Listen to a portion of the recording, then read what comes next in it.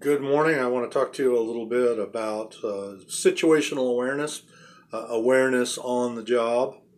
Over 80% of all workplace injuries arise from worker behavior. So it's something that we are doing. We make mistakes, we make errors in judgment, or we simply don't have our full attention on the job at hand, and then something happens.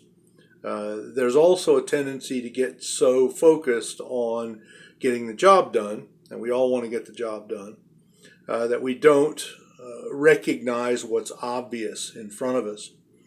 So I want to consider this with you today for a little bit. And a few years ago, on one particular site, there was an incident where a fairly new worker fell into a hole. The hole was on the floor, and he required several stitches in his leg. The opening was well flagged off, and the whole affair seemed to be a bit of a mystery. The post-incident interview went something like this. Well, so you saw the caution tape? Yes. And you do understand what caution tape means? Oh, yes. And you stepped over the caution tape and fell into the hole? Well, that's, pretty much what happened. So this guy either was not very smart or there was some other explanation. On further questioning, it turned out that he was on the end of a tagline at the time. So he was so focused on keeping the load steady and controlling what was going on that the consequences of stepping over the caution tape didn't register with him at the time. At first, this seems silly. Almost unbelievable.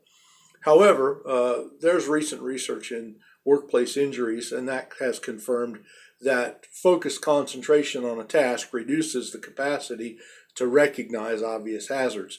And a significant number of workplace injuries result from this kind of inattention. You become so tunnel focused, so focused on the job that you don't have that situational awareness. You're not having that broad understanding or awareness of what's going on. Now, this applies especially to vehicle operation like forklifts, or even if you're driving a pickup truck. There is a felt sense of pressure to get something done, so we're driving totally wrapped up in the job and don't even see the person walking in the path of travel. And every year there are a lot of incidents like this, and this happens on job sites with forklifts, happens out in the street. So something that we need to think about. Are there pressures to have an intense focus in our job? Well, of course there are. You're hanging iron, then you've got to pay attention to what is going on.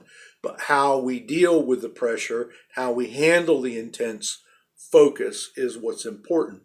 Now and again, we've talked about that 4-second reset. We talked about that a couple of weeks ago, particularly as a way of attuning ourselves to the hazards around us. Sometimes all it takes is a deep, slow breath when we sit behind the wheel of a vehicle. And truth to tell, it's a conscious act of getting outside of the pressure of job focus that prevents this kind of incident.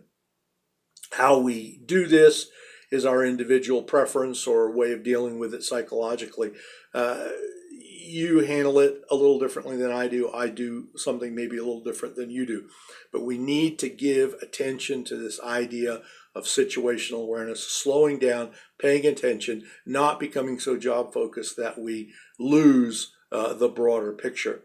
There's an old story about a guy who was riding a fast horse, and as he galloped by one of the bystanders, the person shouts, "Where are you going in such a hurry?" And the man said, I don't know, ask the horse. Now, the very same situation happens with many of us at work. We get caught up in a busy day. We're trying to make stuff happen. We want to stay focused on the job, and we get over-focused on that one single thing.